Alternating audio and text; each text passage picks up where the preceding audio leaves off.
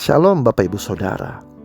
Di dalam Matius pasal 18 ayat 21 sampai dengan 22, Petrus bertanya kepada Yesus, berapa kali ia harus mengampuni saudaranya yang berbuat dosa terhadapnya? Dan dia mengusulkan 7 kali. Yesus merespon bahwa pengampunan harus diberikan bukan hanya 7 kali, melainkan 70 kali 7 kali. Nah, saudara, pentingnya pengampunan ditekankan juga dalam lagu Mengampuni, mengampuni lebih sungguh. Nah, lagu ini menggambarkan ajaran Yesus tentang pengampunan tanpa batas, seperti yang disebutkan dalam Matius pasal 18 tadi.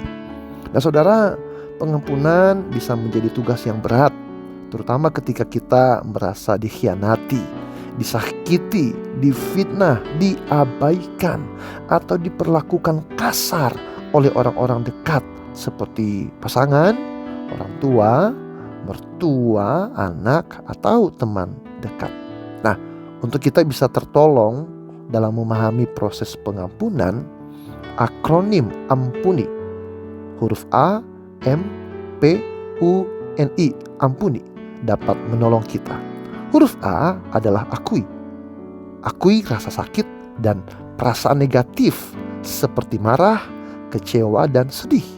Pengakuan ini penting, saudara, untuk mengidentifikasi isu pribadi yang perlu diselesaikan. Huruf M, melepas. Itu memutuskan untuk melepaskan hak untuk membalas, karena sebagai manusia berdosa, kita layak mendapatkan hukuman dari Tuhan. Saudara, pembalasan adalah hak dan kedaulatan Tuhan sepenuhnya. Karena itu kita harus melepas hak untuk menghakimi tersebut. Huruf P, pikirkan. Renungkan karya Tuhan dalam hidup kita.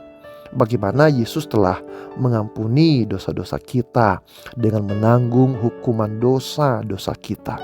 Sadari bahwa Allah telah menerima kita apa adanya dengan segala keterbatasan dan kekurangan kita, yang pada akhirnya membuat kita menyadari bahwa kita yang terluka ini sangat dikasihi oleh Allah. Ulangi. Nah, ulangi langkah-langkah mengakui, melepaskan, dan merenungkan saat bayangan orang dan perlakuan yang menyakitkan itu kembali muncul. Hal ini wajar terjadi, saudara, dan ketika ini terjadi, ulangi tahapan pengampunan sampai ingatan-ingatan itu tidak lagi mendominasi, menguasai hati dan pikiran kita dengan perasaan yang negatif. Huruf N, nikmati.